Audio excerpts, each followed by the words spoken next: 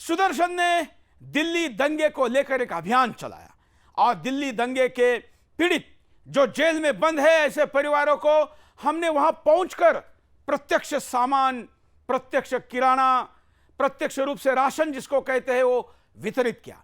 इस पूरे अभियान में कई ऐसे परिवार हमको मिले जिनकी व्यथाएं बहुत ही ज्यादा गहरी थी, दुख गहरा था। ऐसा ही एक परिवार सुदर्शन में आया। यह वीडियो देखिए। तमाम हिंदू भाइयों का आह्वान करता हूं, आपके लिए और बच्चों के लिए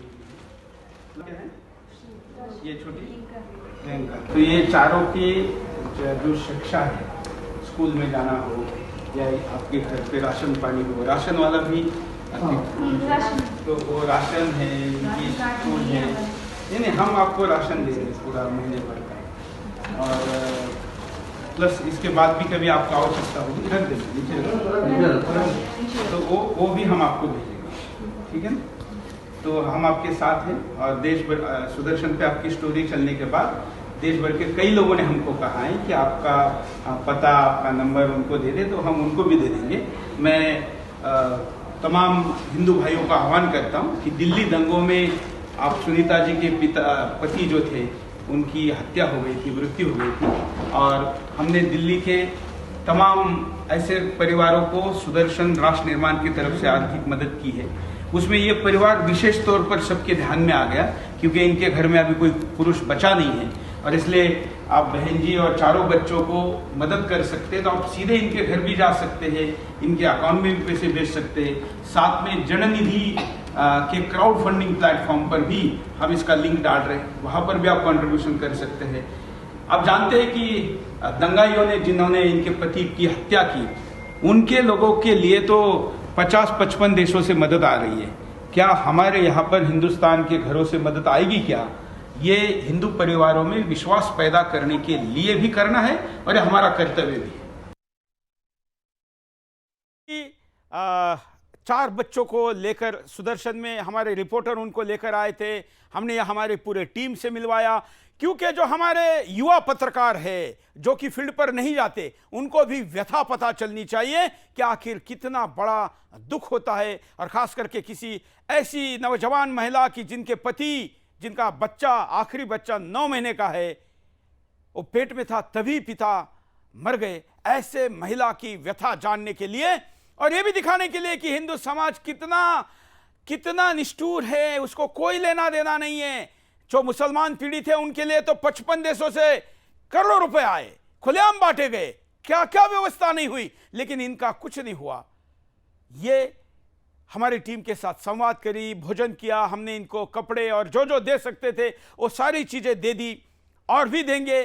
साथ में यहां पर जननिधि का ये डिटेल चल रहा है। ये बैंड जो आपके सामने स्क्रीन पर है, आप बैंड भी चलाते हैं, जिसपे भी आप जननिधि.org पर जाकर भी इनका आर्थिक सहयोग कर सकते हैं। यह पूरा डिटेल है। राष्ट्र निर्माण संस्थान ने ऑलरेडी इनके लिए आपके पैसे आने के पहले ही आर्थिक व्यवस्था की है, लेकिन फिर भी आप इसमें अगर सहयोग कर सकते हैं तो करिए। इनका वीडियो मैंने जब पिछले दिनों दिखाया था तो हमने अपील की थी कि इनकी चारों बच्चों को गोद लिया जाए, और हमारे पास देश विदेश से सैकड़ों फोन आए, ईमेल आए, लेकिन एक ऐसा भी आग्रह कई लोगों की तरफ से किया गया कि हम सुनीता जी की बच्चियों को उनसे दूर ना करें, क्योंकि अभी पति तो उनके रहे नहीं, कम से कम उन पति के स्मृति के रूप में 4 बच्चियां उनके जीवन का एक उद्देश्य रहेगी, और सुनीता जी का भी यही मानना था। इसलिए उनकी चारों बच्चों को अब किसी को फिजिकली उनसे दूर करके गोद देने की प्रक्रिया नहीं करेंगे। और क्योंकि इस पर बहुत लोगों ने चिंता व्यक्त की थी, इसलिए मैं इसका खुलासा करना चाहता हूं। और अब उन्हीं के साथ रहेगी। अब उनको क्या आर्थिक मदद दी जा सकती है, इसके लिए हमने कुछ परिवारों से बात की, कुछ लोग उनके घर भी जा रहे हैं जो जा नहीं सकते।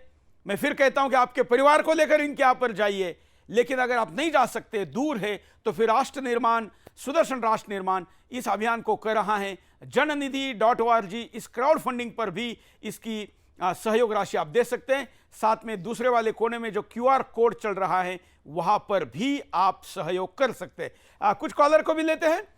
जय हिंद। आप जो फोन 9540115511 ये पेटीएम और पे फोन दोनों का नंबर है। आगे चलते हैं कॉलर के साथ।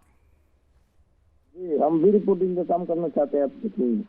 हाँ चलिए, उसके लिए आप अलग से फोन करिए, एक वर्किंग आवर्स में आपका स्वागत रहेगा। जो भी सुदर्शन का विभिन्न जगहों पर रिपोर्टिंग का काम करना चाहता है, आज के बिंदास बोल और खास करके इस मुद्दे पर जो फोन करके अपनी बात रखना चाहते हैं, ऐसे कॉलर से बात करते हैं। जय हिंद, बोलिए। कई लोग का सोशल ट्विटर पर प्रतिक्रिया दे रहे, यूट्यूब पर भी प्रतिक्रिया दे रहे। आज हमने करीब 11 मुद्दों को उठाया। एक कर्ण सिंह जी का वीडियो का मुद्दा उठाना था, लेकिन आज समय के कमी के कारण हम उसको नहीं दिखा पाए। इसी मुद्दे पर अब अगले 1-2 मिनट तक मैं आपके सामने उपस्थित हूं, और जो लोग सहयोग कर सकते हैं या आज के किसी मुद्दे पर बात करना चाहते हैं तो हमको अवश्य फोन करें।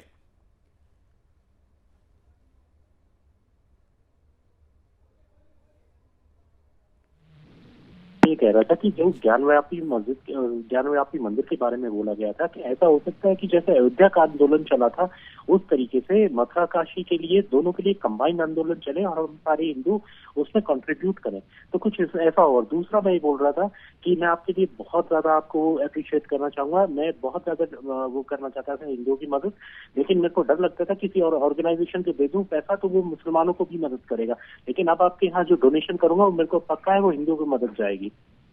बिल्कुल बिल्कुल, धन्यवाद। जो बात आपने ज्ञानवापी के बारे में कही, काशी विश्वनाथ मंदिर के मुक्ति के लिए कही, आंदोलन करने में किसने रोका है? सबने। हाँ, संघ ने या वीएचपी ने इतना कहा है कि अब इस वक्त उनके एजेंडे पर तुरंत काशी या मथुरा नहीं है, क्योंकि उनको राम मंदिर बनाना है। लेकिन बाकी लोग इस मुद्दे के लिए स्वतंत्र है। हम भी कोर्ट में जा रहे हैं दोनों जगह के लिए, और आंदोलन का रास्ता सामाजिक संगठन, धार्मिक संगठन उठाए, इसके लिए किसी ने नहीं रोका है। अगले कॉलर। जय हिंद। हेलो, जय हिंद। जय हिंद, बोलिए। अच्छा, मैं क्या बोल रहा हूँ कि बोलिए बोलिए।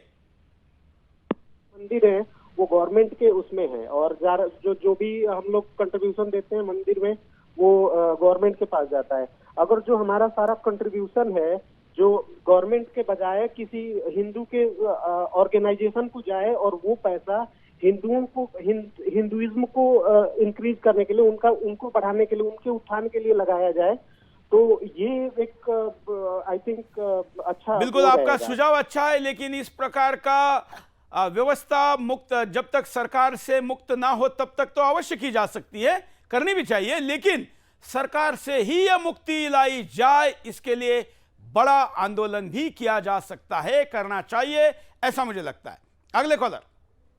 जय हिंद। हाँ जी, चौहान साहब, मैं आपका बहुत अभिनंदन करता हूँ। मेरी मदर है 96 साल की, इन्होंने इस परिवार के लिए, ये पेटीएम नंबर है, इस पे 5000 रुपए भेजे हैं, और आपको बहुत ही ज्यादा आपका प्रोग्राम दिन नागा देखते हैं, और उन्होंने मेरे को बुला के कहा है कि आपको ये भेजना है आपके लिए। ये आप कहाँ से बोल रहे हैं? आप कहाँ से बोल रहे हैं? आगरा से बोल रहा हूँ सर, आगरा से। और आपके माता जी का शुभ नाम क्या है? पुष्पा है जी, मेरी माता जी का नाम। 96 साल की है, वो एक तरह से बहुत क्रांतिकारी विचारों की, आपको बहुत याद करती हैं, बेनागा आपका प्रोग्राम देखती हैं जी। मेरा प्रणाम उनके चरणों में। बताइए कि 96 वर्ष में भी वो हिंदुओं की, हिंदुस्तान की चिंता कर रही है, और अपने बेटे को भी आर्थिक सहयोग के लिए कह रही है, और आपका भी अभिनंदन कि 96 वर्ष की माता की बात सुनकर आप आर्थिक सहयोग भी कर रहे हैं। ऐसी माँ है तो ऐसा बेटा जरूर होगा। वो मेरे से जब भी मैं नीचे उतरता हूँ, वो नीचे रहती हैं मेरे ब्रदर के साथ, तो कहती है मेरे को एक दफा चौहान साहब से बात करा दो कभी भी। अवश्य अवश्य, आप दिन में फोन करिए 11 से 5 के दौरान, और अपना परिचय दीजिए। बिल्कुल, और मैं भी आगरा आऊंगा तो माता जी के दर्शन करने आपके घर अवश्य आऊंगा, या आप अगर कभी नोएडा आए तो हम माता जी का नोएडा में भी दर्शन करना चाहेंगे। धन्यवाद। ये सुदर्शन के साथ जुड़े दर्शकों का मन से लगाव है। 96 वर्ष की भी एक वीरांगना हो सकती है, एक रणरागिनी आवा उनके मन में आज भी वो भाव पैदा हो सकता है।